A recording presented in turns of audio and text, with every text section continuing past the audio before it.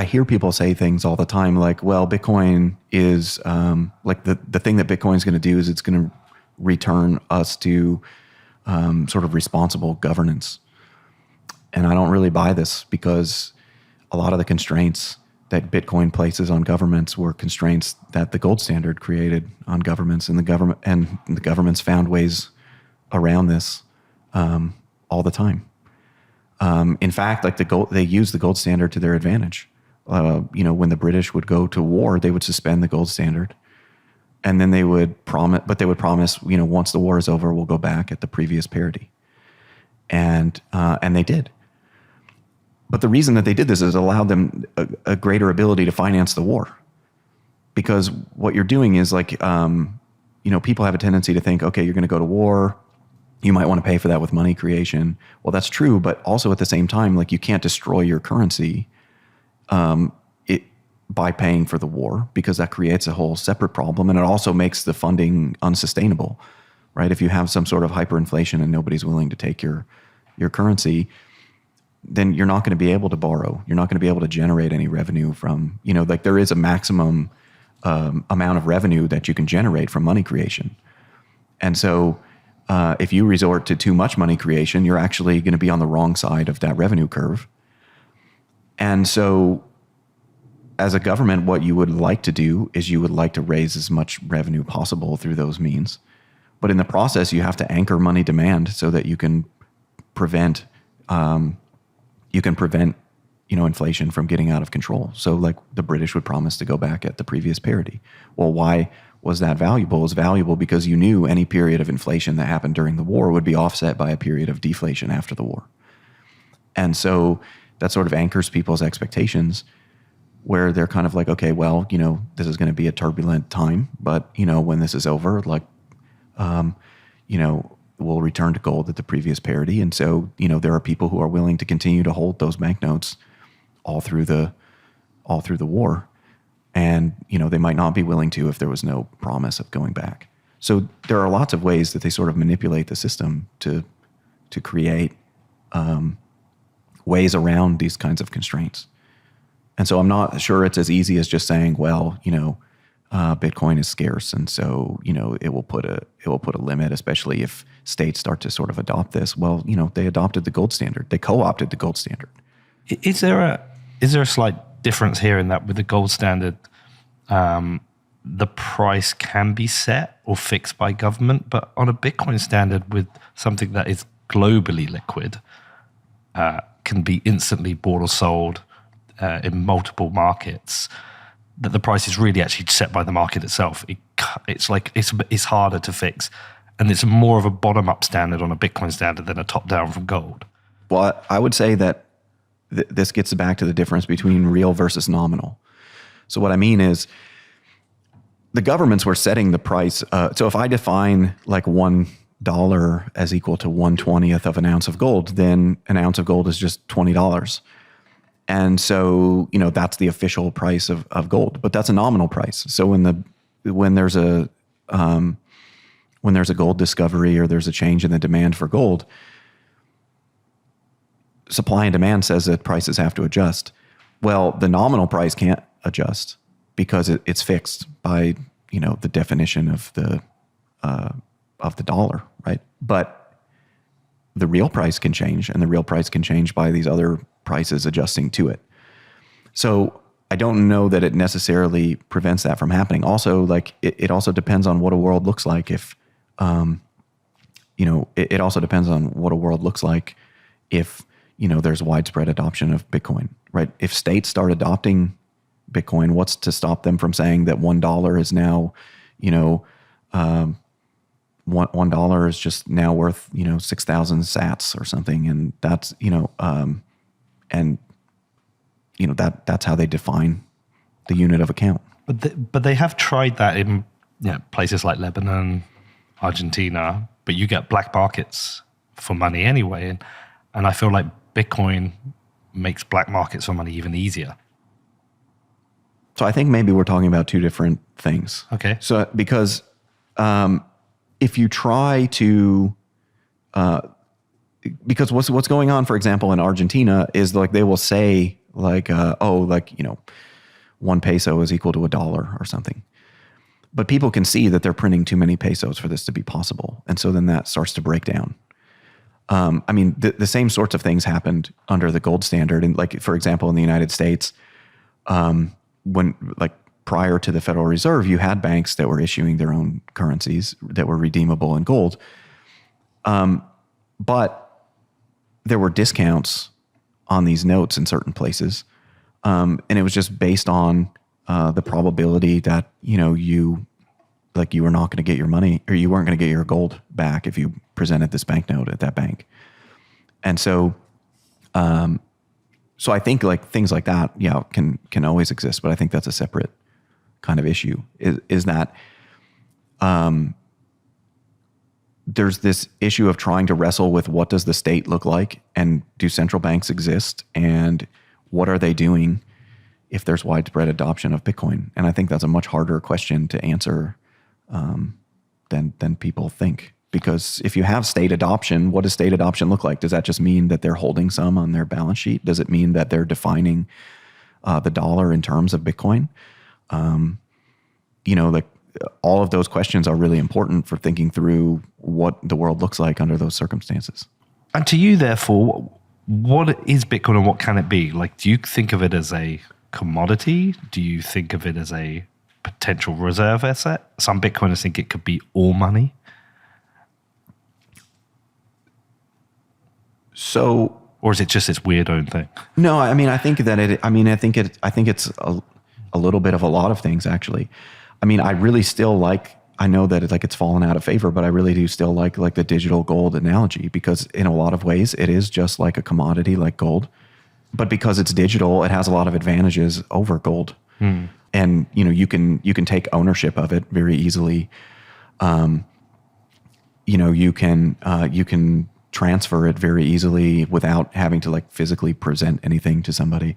So I really like the digital gold analogy, but I think there's a reason why a lot of these analogies exist, and it's because there are elements of all of these analogies that kind of work. What would be your main then criticisms of Bitcoin? What is it about it you don't like? That's a great answer. I don't know. I don't really know, because in some sense, it depends on, the question that you're asking. So for what I see it as, and for what I see it as, and for what I see it doing, to me, it's just something that, exists, and it's good that it exists. It doesn't mean that it solves every problem. It doesn't mean that it's the answer to all problems. But I do think there's an element. I think one of the things that is good about it is that it's giving people a way to store their wealth when they might not have an ability to store their wealth safely, or something. People talk about the volatility of the price and things like that. But the thing is even if this was something that was only used by people who lived under dictators, to me, that, it would still be valuable for the world. If because I get this criticism a lot, is that people will say, well, why do you care about this? And why, and why should anybody else care about it? What problem is it solving? That sort of thing. And a lot of times I'll give examples of stories, and Alex Gladstein has all these great stories about people, living in places, and this is their way of getting around, dictators and bad circumstances. And I give people those examples, and they say, well, if you live under a dictator, I guess it's good. And I'm like, well, okay, but if we're trying to think about things that benefit humanity, right? Helping out people who live under dictatorship is probably at the top of the list of what we want to accomplish. Yeah, and I think actually it's more than half. Is it? I'm sure I've heard Alex say it's more than half the planet live under some form of authoritarian regime. If you've got something that help 50% of the population of the world, I love also the fact that I asked you what's your criticism. You came back and told me something you liked about it. Well, I guess though, I guess it depends on what we're talking about. Is it I don't think that it's optimal. If we were going to design, something, if you were going to design something that had certain like if you were going to ask economists, okay, like what is a good money or what does a good money look like? You're going to get a lot of different answers, and Bitcoin is not going to be consistent with all of those answers. Now, Now, in some cases, that's good because their answers would be bad. But but I think, but it doesn't need to be optimal in any sort of sense, in the way that I see it. And also, like if you think about those examples, like Finney was talking about, and you think of what's going on in free banking, like, banknotes under a competitive system, when you have, banknote issuance, like the banknotes were just ways to scale the system, right? And they were convenient, and they sort of allowed it to scale. And, you could look at that and you could say, well, yeah, but, sometimes, banks didn't make good on these promises or, there were all these other problems. And I agree. But the thing is that there are trade-offs to everything, right? And the thing that kind of was interesting to me about this is that this seemed to give people a way of sort of opting out. Like I really like Greg Foss's analogy of like Bitcoin as like a credit default swap, like because in a way that's what it, in a way that's what it is, even if you don't think of it that way, right? Like that if something terrible happens to your currency, this is potentially a way to protect yourself against that and to insure yourself against that. And I think that, to a large extent, I think that's what the digital gold analogy is like. It's sort of, let's go back to this thing that exists independent of some individual's control, and allow people to store their wealth without having to worry about manipulation and the whims of their leader. So would you say, I've observed this fairly when I say I feel like you're almost telling me like Bitcoin just is what it is. It's just another thing. Like we have dollars, pounds, we have gold, we have oil. Bitcoin is just another thing, and individuals will find their use for it rather than trying to overthink what it could be or what it should be. Yeah, I think periodically it pops up, and periodically it pops up with Bitcoiners over the years where, certain Bitcoiners will say things like, Bitcoin is, and that's good enough. And I think like that's probably like a really good way to think about it, is that, I find it really funny actually to think about this, because like the whole point, like the whole ethos of Bitcoin is kind of like about decentralization and like taking away control of money from people who can, manipulate the supply or whatever. And, there are all these narratives about decentralization and why this is good and how this protects you from things.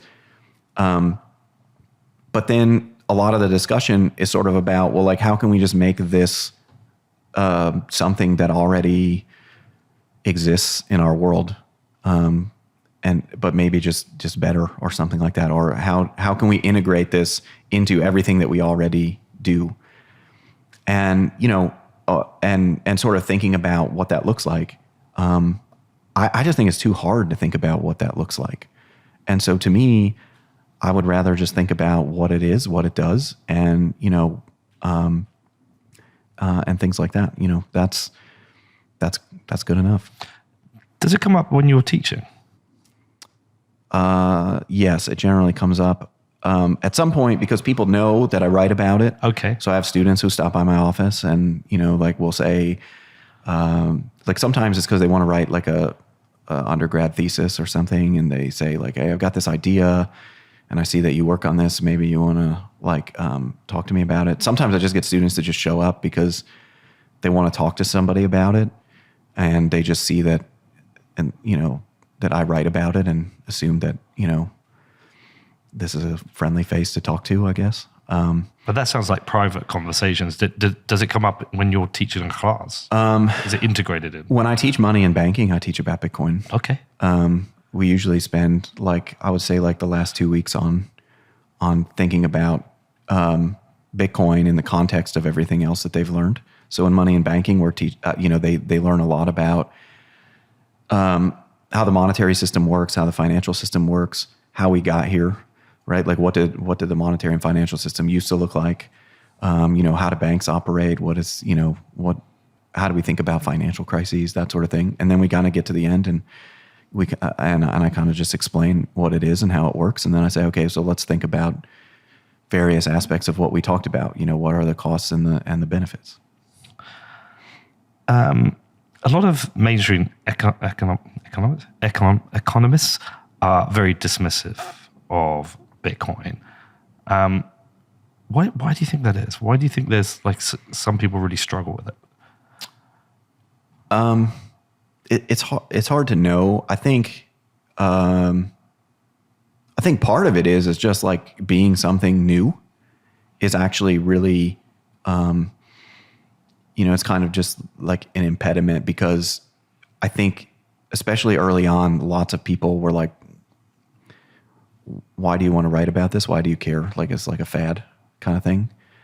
But the way that I was thinking about it was completely different at the time. Like, what I was thinking about is that everything we've ever written down in terms of like monetary theory was based on things that we had observed in the world, right? Like, as economists, we don't get to run experiments, which is a good thing.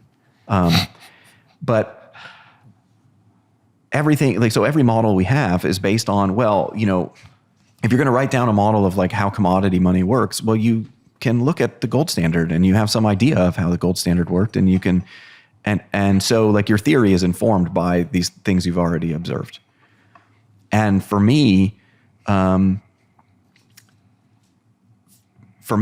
Bitcoin was a way that you could kind of test out theory against something that didn't exist when any of these theories were written down.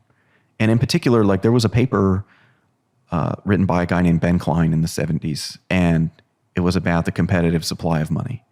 And his whole thing was like, so it was in the 70s. He was at UCLA. They were thinking a lot about, the end of Bretton Woods.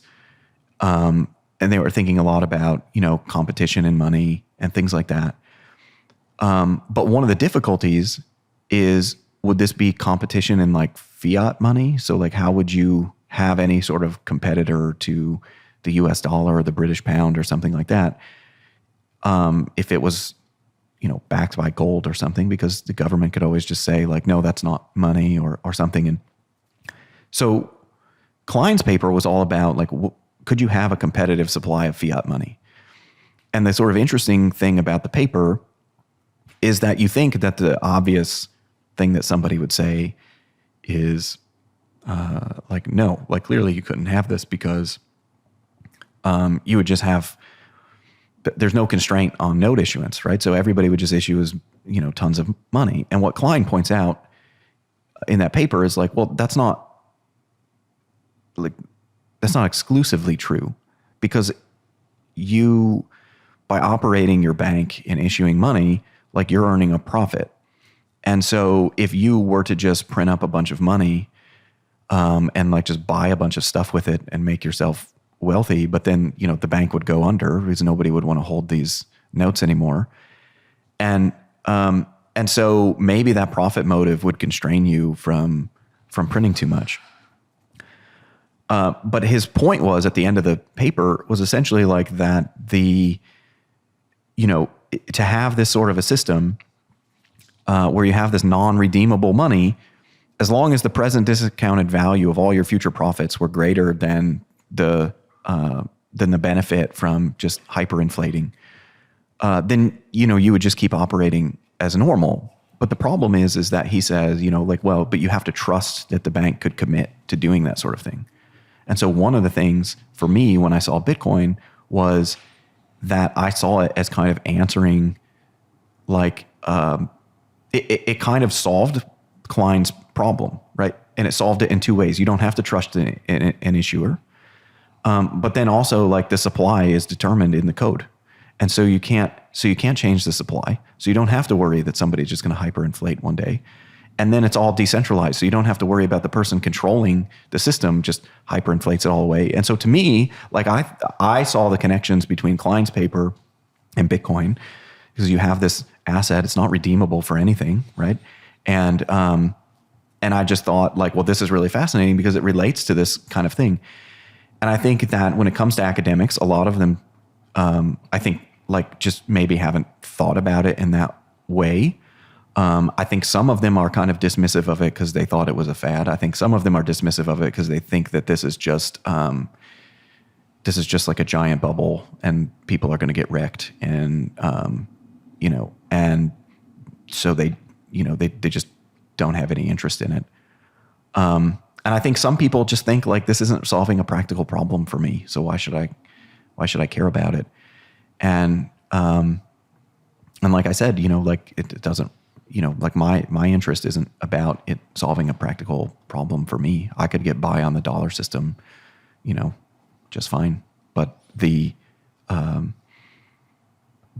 for other people, it is much more important.